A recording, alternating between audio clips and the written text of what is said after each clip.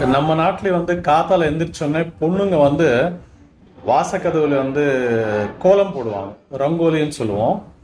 அந்த ரங்கோலி போடுறதுக்கும் அவங்களோட ஹெல்த்துக்கு சம்பந்தம் இருக்குன்னா உங்களால நம்ப முடியுமா? வாங்க பார்ப்போம். ஹாய், நான் உங்க டாக்டர் நாகேந்திரா பேசுறேன். பழைய காலத்துல எல்லாம் பொண்ணுங்க காத்தால எந்திரிச்சோடனே கோலம் போடுவாங்க பெருசா. அது பொங்கல் அன்னைக்கு வந்து ரொம்ப பெரிய கோலம் போடுவாங்க.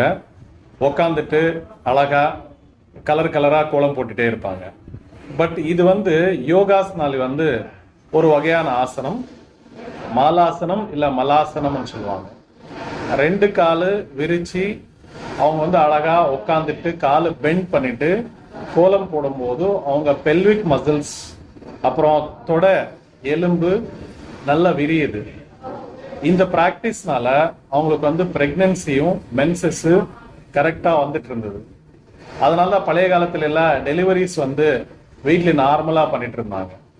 நம்ம அப்பப்போ பேசிட்டு இருப்போங்களா, பழைய காலத்துல வந்து பாட்டிங்கள் 6 பேர் பெற்றிருக்காங்க, இன்னும் எப்படி வந்து ஹெல்த்தியா இருக்காங்க அப்படின்னு சொல்லி. ஸோ அவங்க கோலம் போடுற பொசிஷனும் டாய்லெட்ல உட்கார இந்தியன் ஸ்டைல் பொசிஷனும் அவங்க பெல்விக் ஃப்ளோர் மசில்ஸையும் பேக் போனும் ஸ்ட்ரென்த் பண்ணிடுச்சு. இதனால தான் நம்ம யோக நரசிம்மர் அப்புறமா ஐயப்ப சாமி இவங்க எல்லாம் அந்த மலாசன் இல்ல மாலாசன்ல உட்கார்ந்து இருக்கிறத நம்ம பார்ப்போம். இது வந்து செக்ஷுவல் ஹெல்த்துக்கும் பிளஸ் டெலிவரிக்கு ரொம்ப யூஸ்ஃபுல். இதனால தான் நான் சொல்லுவேன், ஓல்டன் டைம்ஸ் கோல்டன் டைம்ஸ்.